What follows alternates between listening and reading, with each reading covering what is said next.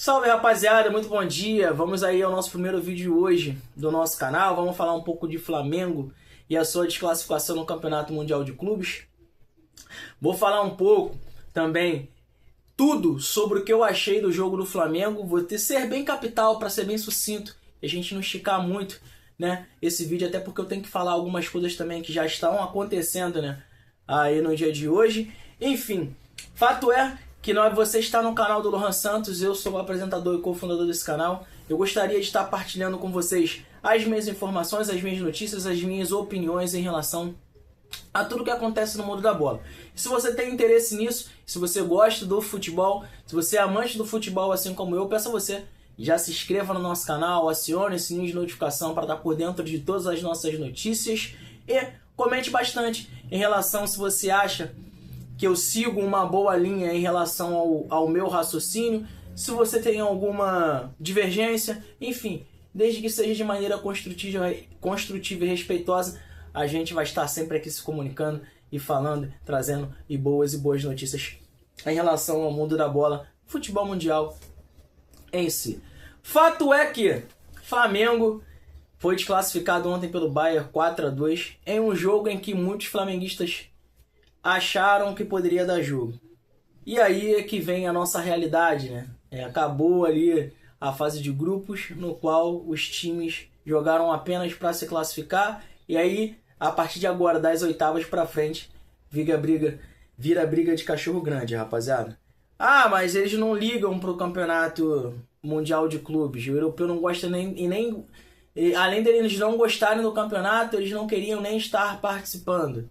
Tá, ok, beleza. Mas querendo ou não é um título, querendo ou não é uma grana. Ah, mas ganha pouco, e se for descontado dos impostos vai ganhar muito menos. Para quem tem muito salário, como jogadores do Real Madrid, então não, o Bayern até que não paga tão bem. Mas do Real Madrid, do Manchester City, isso aí é dinheiro de pinga, tá, beleza. Mas já tá lá, tem visibilidade, tem mídia e ia ser campeão mundial. Agora tá valendo, são jogos finais, não tem mais jogos classificatórios onde os treinadores possam fazer rodízios e poupar 1, 2, 3, 4 jogadores, tá? Enfim, fato é que chegamos às finais e aí vira briga de cachorro grande. Flamengo, pra mim, fez um jogo dentro das possibilidades e da realidade que hoje o futebol sul-americano pode apresentar. Ah, mas foram 4 gols dados, tá? Beleza, ok. O nível de intensidade de um jogo, de um campeonato dos gigantes europeus é totalmente diferente, totalmente de escola, tá? Do futebol sul-americano. Eu não tô colocando só o Flamengo não, tô colocando de um modo geral. Destoa demais. É só você ver os 11 do Bayern e os 11 do Flamengo. Em relação a porte físico, isso ficou bem claro, principalmente no segundo gol do Bayern, em que o Arrascaeta, o Luiz Araújo corta a bola, dá um chutão, a bola vem no Arrascaeta, se não me engano, ele tenta dominar. O volante vem, não sei se foi o volante ou o zagueiro, faz o corte no Arrascaeta, porque o Arrascaeta tá com a bola dominada e ele não consegue sequer proteger a bola. Aí ele perde essa bola, tenta fazer a falta no Harry Kane, dando a pancada, ele tenta chutar a perna do Harry Kane. Mas o cara é tão forte, o cara é tão grande fisicamente, que sequer ele cai, ele só apenas desequilibra, ajeita o corpo e bate de esquerda no canto do Rossi, que infelizmente teve a infelicidade ali de a bola desviar ainda no pé do Léo Ortiz, bater na trave caprichosamente e entrar do outro lado da bochecha da rede. Então assim, é uma desqualidade física muito grande, é um jogo de intensidade muito grande, assim, destoa demais. Eu vou te dar outro exemplo, Luiz Araújo, que infelizmente teve um jogo que foi para se esquecer. Mas muitas das jogadas que o Luiz Araújo faz, ele é o boxe-boxe, né? É o jogador moderno hoje em dia, em que todo técnico teoricamente precisa ter. É o cara que chega bem, com força no ataque, e se coloca à disposição, principalmente taticamente, para poder marcar e dar intensidade ao jogo. Se não o mais intenso, um dos caras mais intensos desse time do Flamengo. Ele não conseguia jogar, ele era atropelado toda hora pelo porte físico dos seus marcadores. Aquelas bolas que a gente vê ele dando tapa na frente e mudando de direção, Toda hora o lateral engolia o Luiz Araújo, tá? E eu vou te falar, hein? Se não fosse os lances capitais, que infelizmente ele, né, deu o quarto gol e teve ali protagonismo no segundo, que é esse gol que o Arrascaeta perde a bola porque ele tá disposta pro jogo. E o volante vem e rouba a bola pro Kane fazer o gol. Se não fosse esses lances capitais, ele estaria fazendo uma partida perfeita. Era o cara que, querendo ou não, chegava no ataque, dava trabalho para os jogadores do Bayern. É o cara que ajudou muito o esquema tático, assim como ele já vem ajudando como toda a temporada. Mas a gente tem que trazer, cara, o futebol para a nossa realidade. A gente tem que ser sinceros e entender que hoje, no Brasil, no futebol brasileiro, nós precisamos fazer um levantamento de estudo em relação ao quantitativo de jogos e em relação também ao porte físico, ao preparamento físico desses atletas. Por que eu estou falando isso para vocês? Na Europa, eles jogam uma quantidade muito menor de jogos. Porém, o físico deles, tá? Como vocês viram nesse jogo agora, em relação a Flamengo e Bayern e Flamengo, é ultrajante, ultrapassa todos os níveis. Cara, os jogadores do Flamengo estavam sendo atropelados. O Gerson, mas o Gerson estava conseguindo proteger a bola. Beleza, protegia a bola e tocava para trás, protegia a bola e corria para trás. E em quais lances capitais... mas o Gerson fez o gol, tá, beleza. Mas em quais lances capitais o Gerson conseguiu dar dinâmica, acelerar o jogo? Em nenhum dos lances, entendeu? Então, assim, a gente tem que começar a trazer a crítica para dentro do nosso futebol brasileiro. O Flamengo perdeu? Perdeu. Chegou até onde pôde. Poderia ter sido melhor? Óbvio que poderia. Como eu disse, foram lances capitais do jogo. Mas a gente tem que entender que fisicamente, por conta especificamente do físico, o Bayern controlou o jogo inteiro. Existiram-se momentos, principalmente nos momentos dos gols. Abriu 2-0 Bayern, 2-1. Abriu 3-1 Bayern, 3-2. E aí os caras foram lá depois e mataram o jogo. Beleza, mas foram lances capitais ali que, por exemplo, o Flamengo conseguiu colocar ali uma meia pressão, conseguiu apertar o número de jogadores, o Bayern saiu mal com a bola sobrou pro Gerson, o Gerson soltou uma pancada de dentro da área. Tá, beleza. Chutaram a bola, se eu não me engano foi um escanteio, chutaram a bola pegou na mão, foram cruzar na verdade. Cruzaram a bola na área, bola pegou na mão do atacante do Bayern, pênalti para o Flamengo. Lances capitais. O Flamengo em nenhum momento ameaçou o Bayern. Mas tocou bem a bola. Tá, tocar bem a bola todo mundo toca. Até onde o Bayern queria, porque quando o Bayern fazia a pressão alta, o Flamengo tinha muitas dificuldades, inclusive em relação à pressão alta. O Arrascaeta perdeu uma bola, não fez a falta no Kane porque não tem porte físico para isso, e o Kane foi lá, fez o segundo gol. Diversas vezes os jogadores do Flamengo, como eu já disse, sendo redundante, foram atropelados pelos jogadores do Bayern. Então, assim, tá na hora da gente começar a olhar e trazer a crítica para dentro do futebol brasileiro. Será que o jogador, não só o futebol brasileiro, mas será que o jogador sul-americano, ele tem se cuidado da maneira que tem que se cuidar? Será que essa falta de preparamento físico, essa falta de impulso, de celeridade no futebol, de jogo dinâmico na América do Sul, será que não é porque a quantidade de jogos para poder cobrir cronogramas de contratos comerciais não está atrapalhando a esses jogadores chegarem ao mais alto nível, ao mais alto rendimento? Então, cara, na minha concepção, é algo que a gente tem que se pensar e pensar muito, e de verdade, porque na minha concepção, nós estamos desqualificando, tá, o nosso nível para muito baixo, porque o Bayern, mas só joga 50 jogos na temporada. Beleza, isso não é desculpa, porque aqui nós jogamos 70, 75, se for, como o Flamengo, exemplo, ganhou tudo.